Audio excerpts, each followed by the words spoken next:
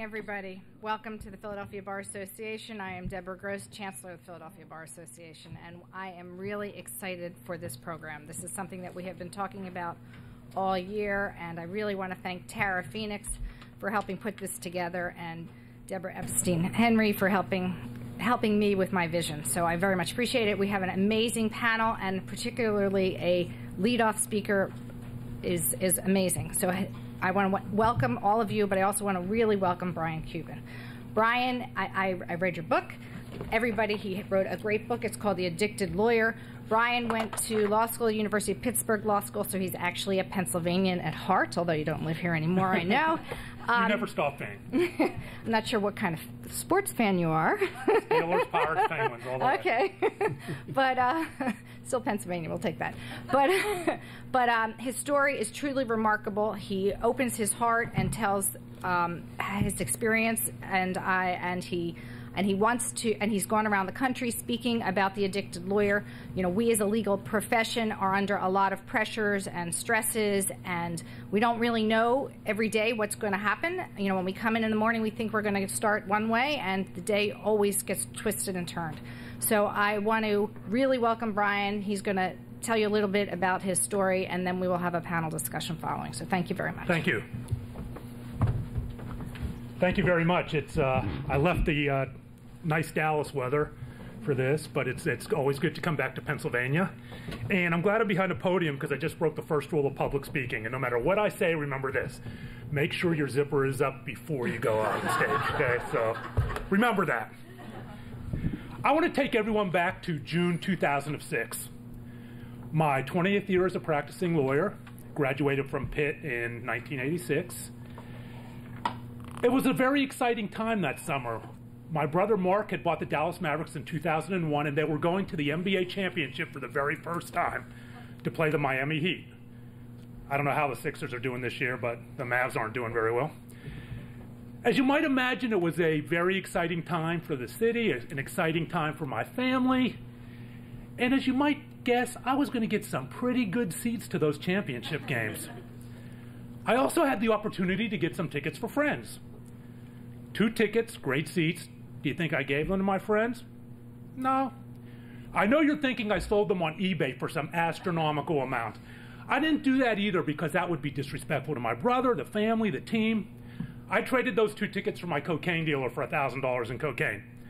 Selling them on eBay was disrespectful, but trading them to my cocaine dealer perfectly okay in my mind. How the mind works in addiction. My cocaine dealer shows up at my house. I was a high-class addict. He delivered. Big Ziploc baggie of cocaine. I give him the tickets. He gives me the cocaine. I go running up to my home office, put it all out, dump it on the desk, looking at it like I'm Scarface, my cocaine kingdom. I just wanted to go, you know, with the little cocaine there on the nose, if you've seen the picture of Al Pacino. Of course, I have to do some. Cocaine had long stopped giving me the feeling that I had gotten when I did it for the first times in a bathroom in Dallas, Texas in 1987.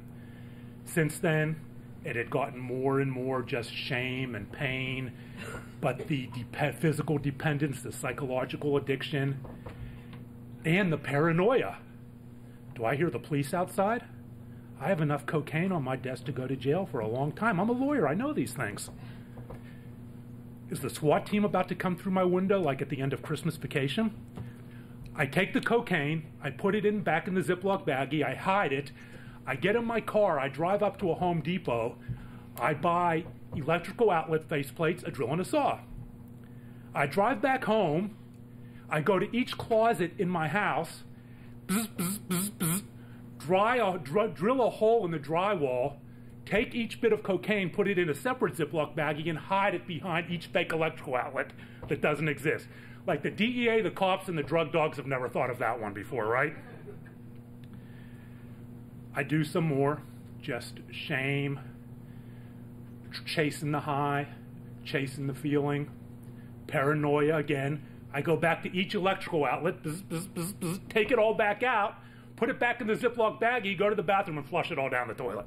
Now it's $980 worth of cocaine. It wasn't an epiphany, it was paranoia. The next morning comes. As so often happens in addiction, when things get in the rear view mirror, the unpleasant experience, What did I just do? I'm an idiot. I flushed $980 worth of cocaine down the toilet. There's another game tonight. Another call to my brother, 2 more tickets. Another call to my drug dealer, shows up. Another $1,000 of cocaine. He must have been thinking, wow, this guy's got some tolerance. Trade it out. Same thing. Do some. No effect. The quote, bad high. Paranoia. Bzz, bzz, bzz, bzz. Put it all behind the fake electrical outlets again. Take it all back out again. Up to the toilet again. Like I had done so many times before, dropping to my knees, hoping, praying, wanting someone or something to take away the pain of my addiction to alcohol, to cocaine. I was also bulimic. Flushed it all down the toilet again. They say when Dallas flushes, it ends up in Houston, so some people in Houston got pretty high that night. Paranoia of the paranoia of addiction, the quote-unquote insanity of addiction, but we know addiction is not insane. It is a biological process that I was going through. And it wasn't just drug addiction. By the time I was 18 years old as a freshman at Penn State, I had become anorexic before anyone was talking about it for guys or women. Later that same year, I transitioned to bulimia, the act of binging and purging. Again, years before anyone would begin having a public discussion about that. By the time I was into my 20s as a junior at Penn State, I was a full-blown quote-unquote alcoholic, a binge-drinking alcoholic. It's funny, when I speak at colleges, a college student always raises his hand, smart aleck kid, and say, well, you're not an alcoholic till you graduate. No, I was an alcoholic. I remember when I was at Penn State, the closest I ever came to recovery awareness, and back then, you didn't have a lot of the residential treatment, you didn't have all these options. You were either in 12-step, you were in a hospital, or you weren't in recovery. That was pretty much it in terms of what we were aware of. And certainly as a college student, I was aware of none of that. But I walk into this hamburger joint, drunk of course, and I see the rack of pamphlets that the 12-step groups put out.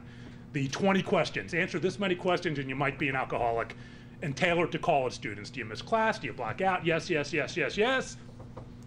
I'm just a college student, 2 points. We all drink like that. That was as close as I ever came. By the time I was in my mid-20s, when I moved to Dallas, I became addicted to cocaine. 3 failed marriages, 1 more I get a free set of steak knives, all failing because of addiction. At the age of 44, becoming suicidal, not 1 but 2 trips to a local psychiatric facility, and then recovery. In between that, stints as a practicing lawyer, losing all my clients, doing cocaine in the bathroom of the firms I worked at, doing cocaine in the bathroom of the courthouse, going to court hungover, going to court high, going to depositions high, going to hearings high. I know you're all wondering whether I have my license still or whether it's been suspended. I still have it, but it wasn't for a lack of trying, okay? I really walked that line many times as I looked for ways to fund my addiction, fund my cocaine, fund my alcohol, taking cases I shouldn't have taken, and really not being an ethical person. How does that happen? How does someone have all these things, not quite the big law resume, right? How does that start? Well, we have to go back to growing up in Pittsburgh, PA, in the 60s. I'm 56, baby boomer, the middle of 3 children. And why am I telling you about my childhood? Because when I talk to lawyers and when I talk to law students, one of the hardest things we have trouble with is being vulnerable and dealing with maybe how we got to the point of drugs and alcohol. I've had lawyers talk to me about sexual abuse, physical abuse, mental abuse, and you ask them about it, well, I've dealt with that, I've dealt with that, I've dealt with that. So they don't want to talk about it. And of course, I'm not a psychologist, I send them to somebody. We have trouble talking about that, but we all bring our baggage to the law school door. We all bring our baggage to our law firm. We all bring our baggage to the courtroom, just waiting there to trigger us into something if we haven't dealt with, if we are predisposed to those things. And I was no different. Classic middle child syndrome growing up, very shy, very withdrawn. My brother Mark, as you might expect, as the firstborn, was very entrepreneurial, very outgoing. I remember when the Pittsburgh Press went on strike, it was in the 70s, he and his buddies, barely old enough to drive, drove to Cleveland, bought a bunch of newspapers, drove back to Dallas and sold them on a street corner. You kind of knew what he was going to be, and he became a little bit more. My youngest brother, Jeff, firstborn nationally ranked wrestler at Mount Lebanon High School, where we went to outside of Pittsburgh. Beer parties, dates, prom, jock, out all the time, having a good time. I was just classic middle child, shy, withdrawn. I internalized everything negative said about me and wore it like a skin-tight suit. Unfortunately, I also had a very difficult verbally abusive relationship with my mother. And I'm going to tell you a little bit about this, but I want to make it clear I do not blame my mother for what I went through. I do not blame my parents. Parents do not cause addiction. Parents do not cause eating disorders. Part of the environment. Environment is just something we deal with. There's a saying, genetics loads a gun, environment pulls the trigger. This is part of my environment. When I would come home from school in the afternoon, I used to love to eat Chef Boyardee ravioli out of the can. Do they still have that? Just eat it out of the can. My mother would come home from selling real estate and she would say, Brian, if you keep eating like that, you're going to be a fat pig. And these were the things her mother said to her. And these were the things my great-grandmother said to my grandmother. Fat shaming, and these is often handed down generationally in nature. And these were the tools my mother was given. It's not blame, just it was what it was. But and when I had bad grades, which was kind of the norm, she would say, you're a dumb bunny, as her mother called her all the time. She had a very difficult relationship with her bipolar mother. But as you might imagine, as a young boy, a tween, these words hurt. I grew depressed, and I ate more Chef Boyardee ravioli and more Chef Boyardee ravioli. I became a bigger Brian. And a bigger Brian, and as often happens when people change for what other people perceive for the negative, in junior high, middle school, high school, the bullying started. The fat teasing, the fat shaming. Brian, you need to go to Sears and Roebuck, back when Sears and Roebuck was a thing, and get a bra. And I developed a very self-deprecating sense of humor to protect myself, because in my mind, these bullies were the people that were going to the prom, that were getting their first kiss, that were holding a girl's hand, that were experiencing love for the first time and acceptance. All these things I wanted so badly that in my mind I wasn't getting at home. And I wanted to be that. You have to remember, this was in the 1970s. That was before Al Gore invented the internet, right? My images were the people I saw every day. The people who were going to the prom king and the prom queen, and they were all muscular, beautiful to me. Those were my images back then. It all culminated one day in what I call the day of the gold pants, the bullying. My brother Mark had given me these shiny gold satin bell-bottom disco pants. Who's seen Saturday Night Fever? Imagine John Travolta in those pants. I was not John Travolta. I was not. The problem was the pants fit Mark really well. They didn't fit me very well. My butt looked like 15 cats back there. You have to jump up and down with the water bottle. But I didn't care because Mark gave me those pants. I love my brother. They were a sign of his love. We're very close. So I was going to wear those pants to school every day. And I did. I mean, they stood up in the corner when I wasn't wearing them. I'm walking home from school with these kids one day in Pittsburgh, Mount Lebanon, a mile from my house. It was a mile walk. The kids start making fun of me, and I just sort of hang around on the outside of the group, hoping that these bullies will one day accept me, the self-deprecating sense of humor. They decided it would be interesting to see what I look like without those pants. So they physically assaulted me. And they tore them into shreds, my shiny gold bell-bottom disco pants that given to me by the brother I love, and threw them out in the street, down in my Fruit of the Loom tighty-whities. They all went on laughing like they had done the greatest thing ever. I go out in the street, I gather them up, I put them over my privates and waddle on home. People gawked, no one stopped. When I got home, I was so ashamed. I was ashamed because these kids had validated everything that was said to me, that I was a fat pig and a dumb bunny that couldn't stand up, who could not stand up for himself. So I didn't want anyone to see my shame. I just put them in the bottom of the garbage, hoping no one would ever say a word. And no one did. My mother, we rarely talked. My father knew nothing about these things, and neither did my brothers. And no one said a word. And in school back then, going viral meant 15 kids in the lunchroom knew about it, right? But it hurt no less. The talks, the notes, the stares. I didn't want to go back to school. It hurt so badly, but I had to. And it was right around then that I remember starting to really look in the mirror and see a Brian who would never be loved, who would never be accepted, who would never have his mother's love, who would never have a date, who would never kiss a girl. And these were feelings that I carried for many years, for decades, through many different parts of my life. I went on to Penn State University. I was so happy to get away from Pittsburgh because of the relationship with my mom, get away from the bullies. And I remember I was going to the branch campus in Barron, if you know where that is, Erie, PA. And I remember it like it was yesterday. My father drove me up, and we were unpacking, and I'm looking out this long rectangular window. It's a beautiful, cool fall day. People out in the parking lot were reacquainting, parents talking to parents, students talking to other students. And I make eye contact with this, as I remember her decades later, this beautiful, curly, brown-haired girl. I start sweating. I imagine my entire life with this girl within 15 seconds. We're going to date, we're going to get married, we're going to have 2 1/2 children. Everything is okay, I feel okay, everything's going to be okay. It wasn't a smile, it was a smirk. She goes like, looks at me, goes like this, turns back to me, puts her hands over her mouth just like this, and goes, ugly, ugly. Now, I am not the first person to have nasty things said to him. It happened then, it happens today, but people deal with it differently.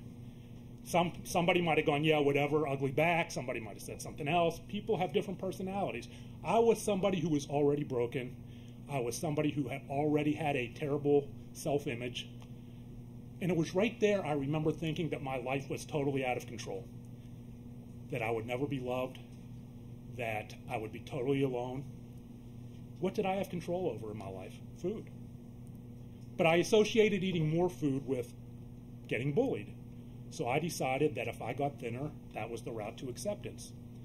And I began to restrict my food intake and restrict and restrict. And before I knew it, as an 18-year-old in 1979, before it was talked about for anyone, the singer Karen Carpenter hadn't passed away yet. If people know who she was, she passed away bringing anorexia into the pre-digital spotlight in 1983. So there was no awareness. You can't even say there was a stigma to an eating disorder back then, because for there to be a public stigma, there has to be some kind of public conversation. And there was no conversation. I just knew that for every pound I lost, I felt the next day was the day that curly brown-haired girl would say, let's hang out. And before I knew it, that same year, in 79, I transitioned into bulimia, the act of binging and purging. Again, before anyone was talking about it, even though we know now that about 25% of all those with eating disorders are in fact male. You may or may not be aware of that statistic. So the act of binging and purging gave me the act of peace, the release, the feeling. That 15 seconds of that act, I felt like once again everything would be okay. The next day, everything would be okay. But when that 15 seconds went away, shame filled the void. The shame of not understanding what I had done. The shame of inherently feeling it was something shameful, even though not knowing what bulimia was. Bulimia had only been a clinical diagnosis since 1976. And this was now moving into 1980. But I had to have that feeling again and again and again, that feeling of peace, no matter how short it was. The life of a bulimic, female, male. Doesn't discriminate. And then I turned 21. Moving into my junior year at Penn State, I was old enough to drink. And again, like I said, before I knew it, I was an alcoholic. Drinking every night, going and buying a bottle of Jack Daniels to drink the whole thing just to be able to leave the house, leave my dorm, leave my apartment, going to class drunk, going to class hungover, and I became exercise bulimic. What exercise bulimia is, the obsessive-compulsive exercise for the primary purpose of offsetting calories. Running 10 miles a day, running 20 miles a day, because in my mind, since I would never be loved, better to be alone, be with myself. Because I own my eating disorder, I own my running, I own my drinking. I don't have to worry about sharing that with anybody. The ugly monster I thought I was. there were some days between the running, the binging and purging, and the drinking dehydration that my heart would go into arrhythmia. I couldn't get out of bed. I was so dehydrated. I was very lucky not to have a stroke. But I was able to graduate from Penn State. I had kind of a gift where I could pull it together for one night and study and do well on the test the next day. Now I have to decide what I'm going to do with my life. Law school was never on my radar. I didn't want to be a lawyer. I wanted to be a police officer. I was a criminal justice major. That would have worked out well. I'd have been the first person in that evidence room exchanging the mannitol for the cocaine. It's kind of a reverse Serpico there. I'm sitting in the placement office at Penn State, and these two guys are talking about going to law school, taking the LSATs, and they're talking about going to Pitt. And the bell started going off in my head. Not that it would be this great thing to be a lawyer, that I could change the world, that I can make a lot of money, do this, do that. The bell started going off that I could stay in school for 3 more years. I could run 20 miles a day, I binge and purge, and I can drink and repeat the exact same cycles and be alone because no one else would ever love me. Why even bother? That made perfect sense to me. That is why I went to law school. That's it. Those were my reasons. And so I was able to do well enough on the LSATs, and I did get into Pitt. I remember walking through the door at Pitt Law, freshman or 1L orientation, looking around, and everyone was gathered in the lobby. I know Link probably remembers what it looks like. You know, you walk in the doors, and just this huge lobby, everyone's gathering, waiting to go in to be spoken to for orientation. People are just like it was my freshman year at Penn State. People are gathering, people who went to undergrad together, talking, cliques forming. I think I even saw that curly brown-haired girl over there staring at me, just waiting for her to say ugly to me. I turned around, I walked out of that room, didn't go to orientation because I was nauseated that every person in that room was looking at me and saying, that guy is a fat pig and a dumb bunny. He will never make it here. He will never be one of our study groups. He will never be our friend. That is my first experience I remember at Pitt Law. Carrying the baggage of my childhood right through the college door, right through the law school door. I wasn't in recovery of any type. I was not aware of any kind of counseling, any kind of resources for students. You have to remember, this is 1983. I was able to get through Pitt Law. I was going to class drunk. I was talking to Link about we both know one of our professors, Mark Nordenberg, who I remember going to his class drunk, and he started calling on me. And I finally got so frustrated that I told him to shut up and swore at him. Wonder if he remembers that. Probably. Probably the only time that's ever happened to him. I did. I went to classes hungover. I went to classes drunk. I repeated the same things I did at Penn State because that was survival to me. That was the only way I knew to live. I knew no other way. It was survival. It was survival of Brian, not survival in law school. Two different mindsets. As you might imagine, I wasn't a very good student. I graduated by the skin of my teeth. I still have reoccurring dreams about the dean of the law school going to give me my diploma, and I go to take it, and he pulls it back and goes, "Psych, you didn't graduate." And I have woken up going like this, trying to grab that diploma. But I did make it, and now I have to go through the same thought process again. What am I going to do with my life? I don't really have the resume for big law there. Bulimic, alcoholic, exercise bulimic, clinical depression. Not putting those on my resume, right? Not talking about those in the interviews through the placement office that I never got because I was a terrible student and I didn't want, because I didn't want to be a lawyer anyways. I decided I would move to Dallas, Texas. I decided that because my older brother Mark and my younger brother Jeff had already moved there, and their love could save me. I would move in with my brother Mark, his love would save me, and everything would be okay because the love of my brothers could fix everything if that was only true in addiction, right? If family love could cure us.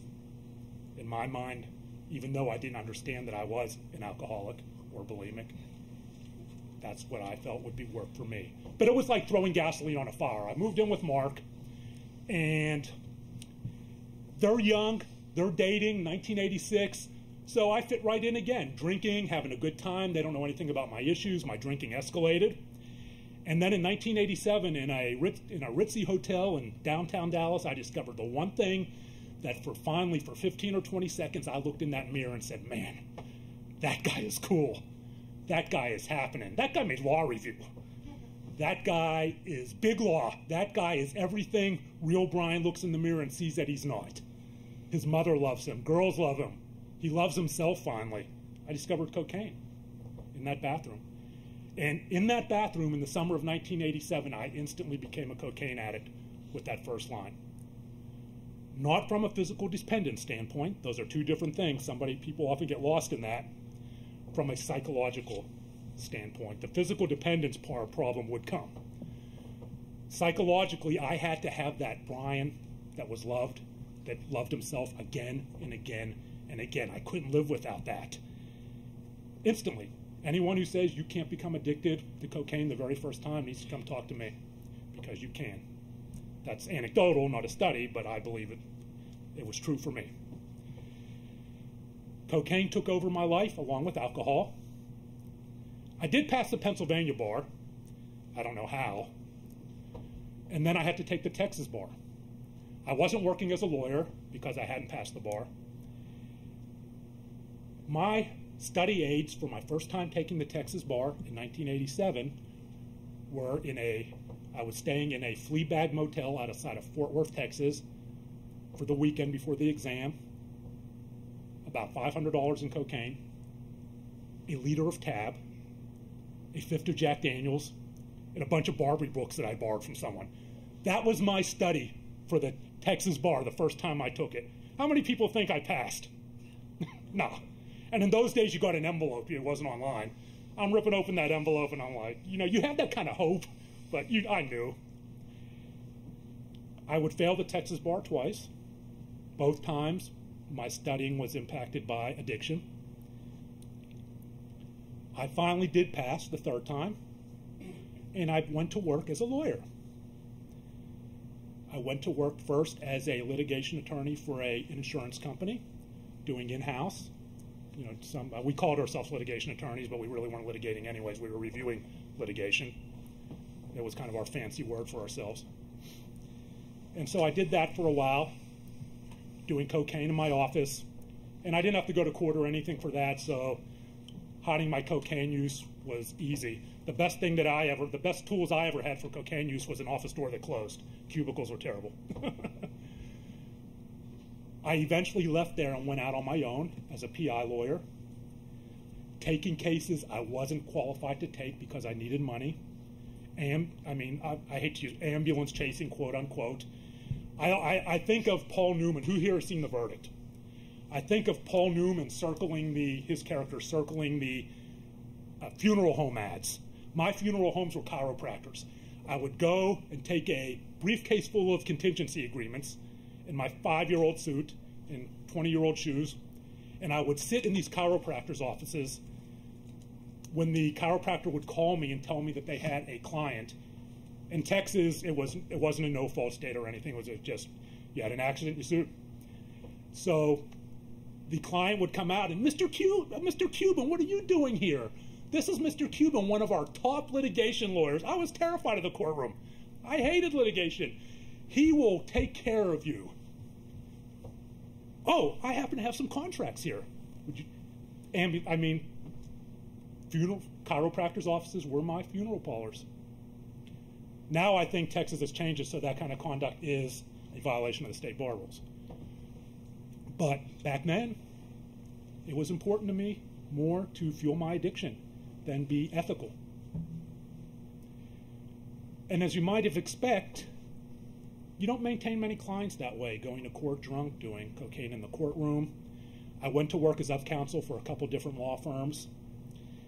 Same thing. The last case I tried, I remember pulling over on the side of the road because I was so panicked that I was not competent to go in that courtroom, and doing cocaine right off my hand. So that was how addiction affected me as a lawyer. And finally, I lost all my clients. And in 2005, I became so hopeless that I would never look in the mirror and see a Brian that anyone respected, more importantly, who respected himself and who loved himself. Had no relationship with my mother, hadn't told my brothers about any of this. I would distance from them.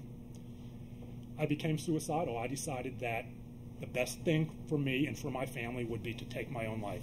In my mind, I felt that I was doing my family a favor of relieving them of my burden.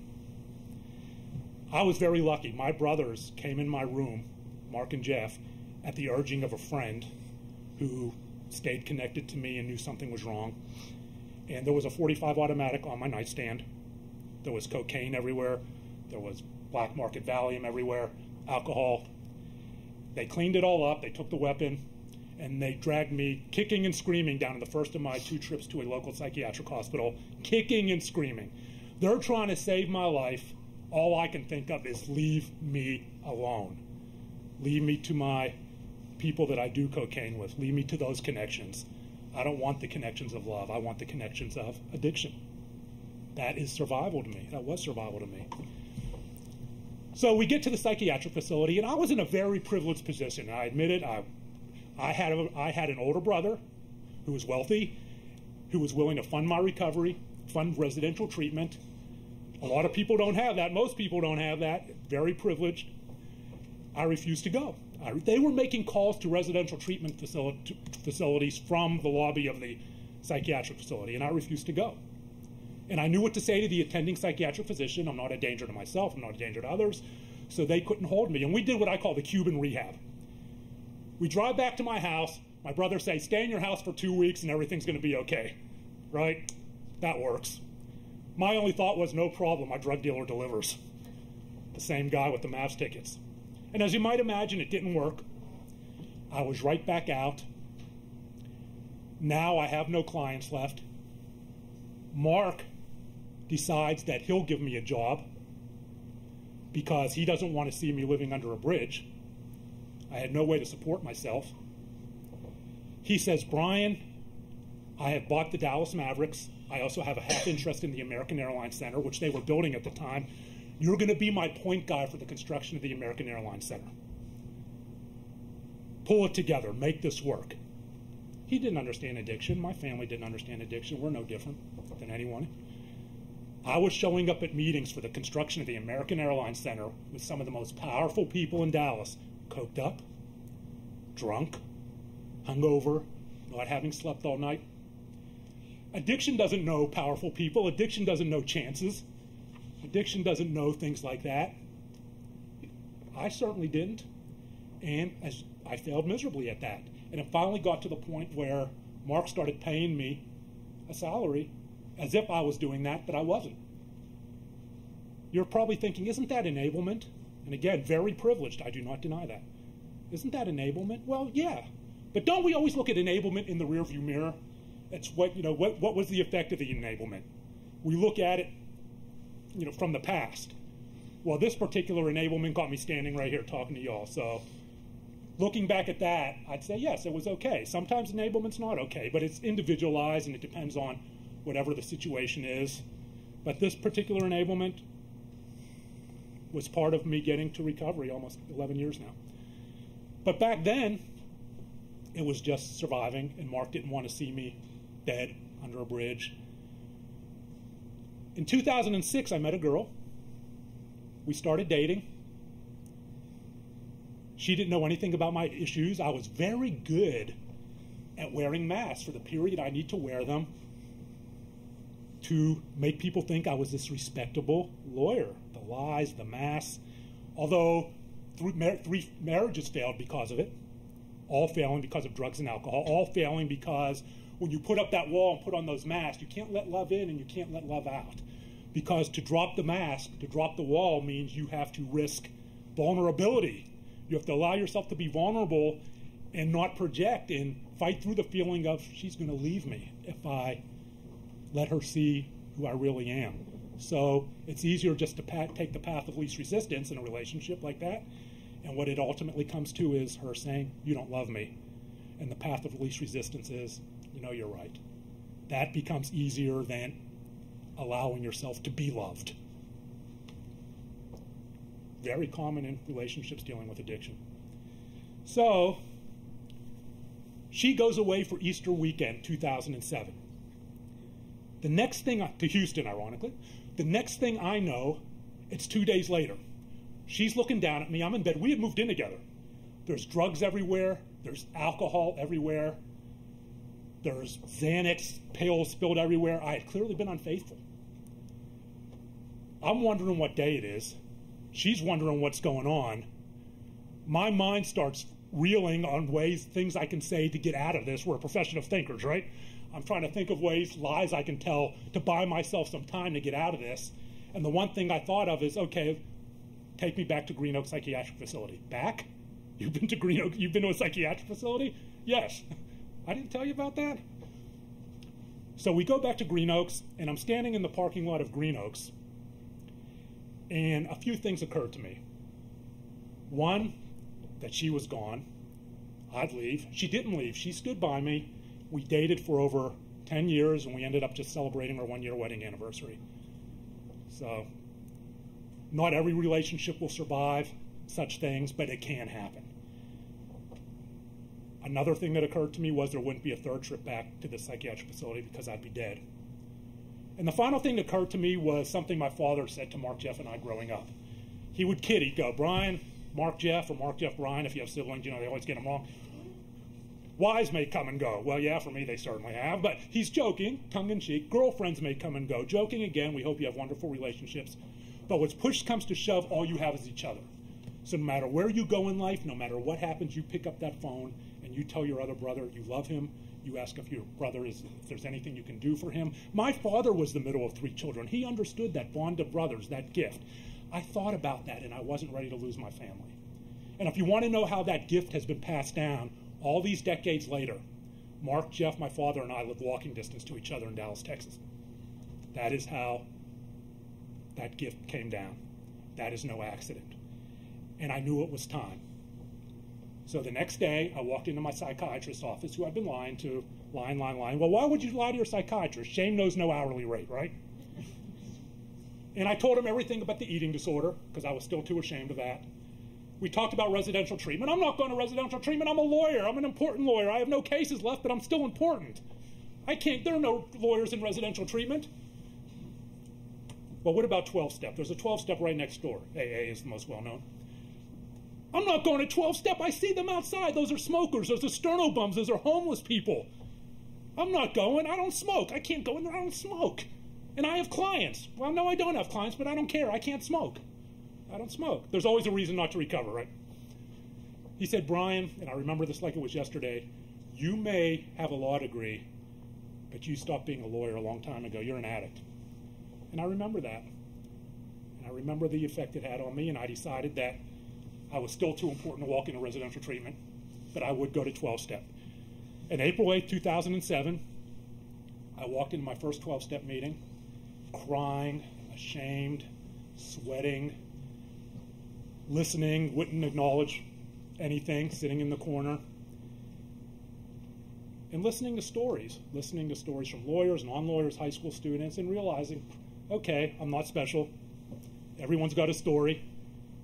We all have different stories. I'm sure none of them traded MAPS tickets for cocaine, but we all have a story. And at the end of that meeting, I finally decided that, okay, I'll go to another meeting, and I took my desire chip April 8, 2007. And since that time, I have not done cocaine. I have not had a drink. I have not binged and purged. So moving on towards my 11th year, hopefully I'll make that one day at a time. But it wasn't just 12-step. 12-step is great for staying sober. I had to deal with all the baggage, my relationship with my mother, my eating disorder. I still see a psychiatrist once a week, clinical depression. 15 years I've been seeing a guy. Clinical depression. I still take medicine for my clinical depression every day. I credit it in part for saving my life. I have become suicidal in recovery, and it's when I've gone off my medication. And so, as a lawyer standing here, recovery is possible. We are a profession in crisis.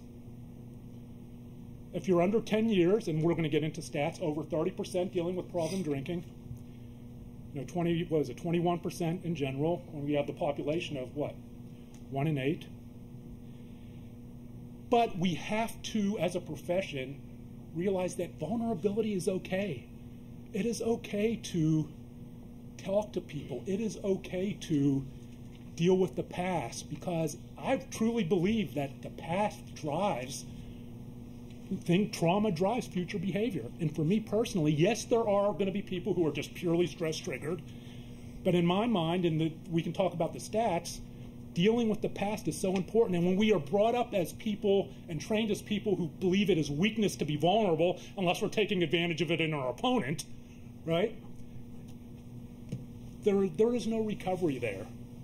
There is only denial. And I'll leave you with this. There is no such thing as a high-functioning lawyer.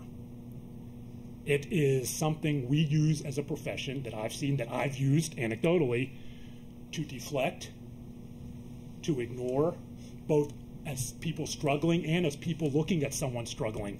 When you see your colleague struggling, he's making his meetings, he's doing this, he's high-functioning. It has become a moniker of avoidance. There is only a decrease in functioning. You have your level set here as a sober person, and it only gets worse. And one of the hardest conversations I have with lawyers and law students is getting them to understand that outside of recovery, today is as good as it's ever going to get from a functioning standpoint. It may not happen immediately, but it gets worse. Don't wait for consequences to catch up with the disease. Thank you.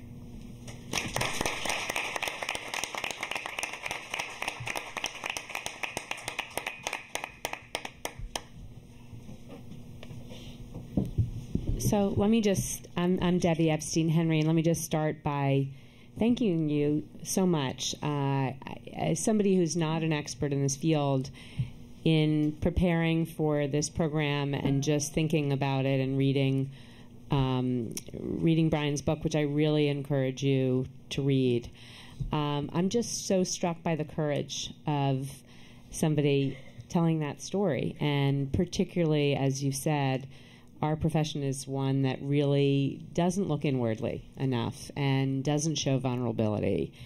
So I'm just really, really so overcome by your willingness to share your story. So thank you again.